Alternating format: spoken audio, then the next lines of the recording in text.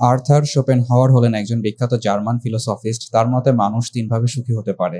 তার মধ্যে প্রথমটি হলো আর্ট চর্চা করা। আর্ট চর্চা করা বলতে এখানে বোঝানো হয়েছে সেই কাজগুলো করা বা সেই জিনিসগুলো বানানোর চেষ্টা করা যা আপনার মধ্যে ভালো লাগার অনুভূতির সৃষ্টি করে। সেটি হতে পারে সুন্দর রান্না করা, অথবা গান শোনা, কবিতা লেখা, নৃত্য করা, অথবা বাচ্চাদের মতো মাটি দিয়ে পুতুল বা খেলনা বানানো। আপনি দিনের একটি ভাগে সেই কাজগুলো করতে পারেন যা আপনার মধ্যে ভালো লাগার অনুভূতির সৃষ্টি করে। এরপরে 2 নম্বরে রয়েছে অপ্রয়োজনীয় জিনিস পাওয়ার ইচ্ছা না করা। আমাদের ব্রেইনের একটি ন্যাচারাল স্বভাব হচ্ছে যখনই আমরা কোনো একটি কিছু পেয়ে যাই তারপরে সে অটোমেটিক নতুন একটি জিনিস পাওয়ার ইচ্ছা করে। যার একটি বাড়ি আছে সে আরো ভালো বাড়ি চায়, যার গাড়ি আছে সে আরো দামি গাড়ি চায়, অথবা যে জিপিএ 5 পায় সে পরবর্তীতে স্কলারশিপ পাওয়ার চেষ্টা করে। সো এভাবে আমাদের ব্রেইন প্রতিনিয়ত নতুন নতুন জিনিস পাওয়ার জন্য আইটেমগুলো সিলেক্ট করতে থাকে। আর যখনই আমরা এই প্রতিনিয়ত নতুন নতুন জিনিসগুলো পাওয়ার জন্য চেষ্টা করতে থাকি তখনই আমাদের মধ্যে কষ্টের অনুভূতির সৃষ্টি হয়। কোনো কিছুই কষ্ট ছাড়া অ্যাচিভ করা সম্ভব না। তাই শোপেনহাওয়ারের মতে অপ্রয়োজনীয় জিনিসগুলো চাওয়া থেকে আমরা নিজেদেরকে বিরত রাখবো। এতে করে আমাদের অপ্রয়োজনীয় পরিশ্রম করতে হবে না, যা মানুষকে হ্যাপি রাখতে সহযোগিতা করবে। শোপেনহাওয়ারের 3 নাম্বার থিওরি হচ্ছে